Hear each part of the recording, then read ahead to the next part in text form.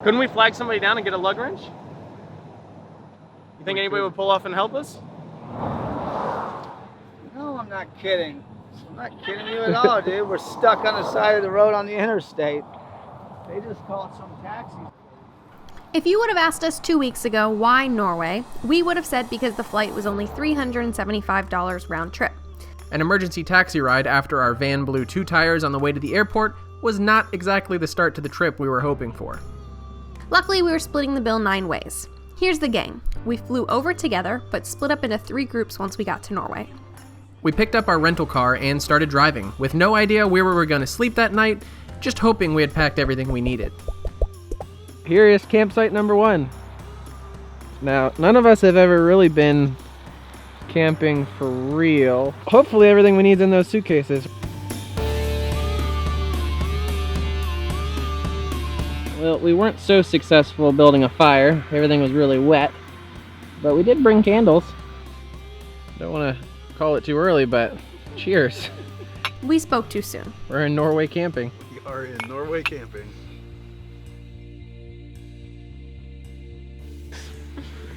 It's great. It's definitely cold. It's not that bad, like in our sleeping bags. No. I tossed and turned until about 2, and then after 2 I fell asleep. And I was basically swearing off camping up until 4 hours is a long time to toss and turn. I just want to know what the temperature is now, and I don't want to go colder than that. We may or may not be cabin people. We don't know. It's right now 1 degree Celsius. Okay, so maybe tent camping wasn't for us, but we still like the idea of being outdoors, cooking our own meals, and waking up to beautiful landscapes. Luckily, we discovered that Norway has campsites with small, cheap cabins literally everywhere. To give you an idea, there are 1,600 gas stations in Norway and 1,100 registered campsites. Most of those have heat and a hot plate, but no running water, so we still got to experience a little bit of the outdoors each night. All right, so this is what you get for 400 krona, or about $40.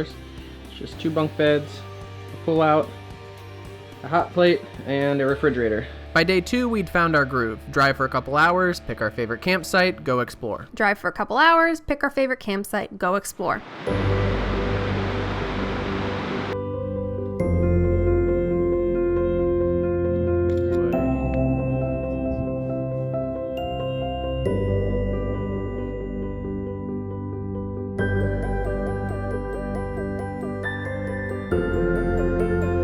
This particular day, we hiked up the side of a fjord for a picnic.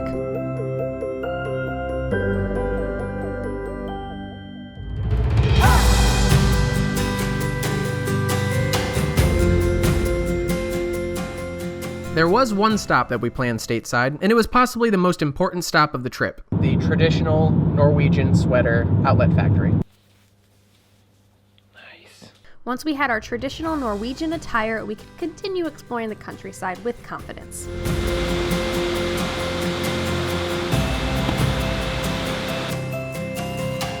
The further north we drove, the more picturesque the landscapes became.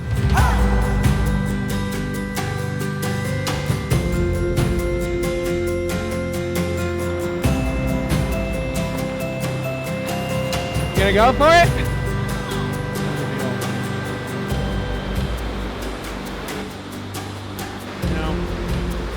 Nope. There are 2 things we will remember forever from this trip: the glacier hike and the northern lights. We made a video about our glacier hike. If you didn't see it, click here. To increase our chances of seeing the northern lights, we had to fly above the Arctic Circle, which was even more beautiful and diverse than we imagined. We went from driving through mountaintop clouds to what looked like tropical beaches.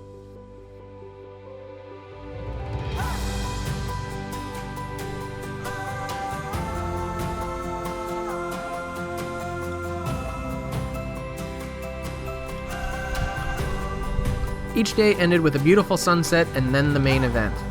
We're setting up sleeping bags to watch the northern lights. And here is the time-lapse rig. And boy, was it a show. It's not easy to describe how surreal it was. It was like they were there just for us. They moved so fast it was visible.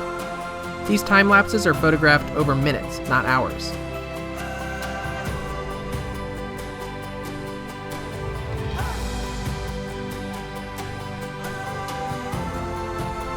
If we were to answer the question, why Norway now? It seems obvious.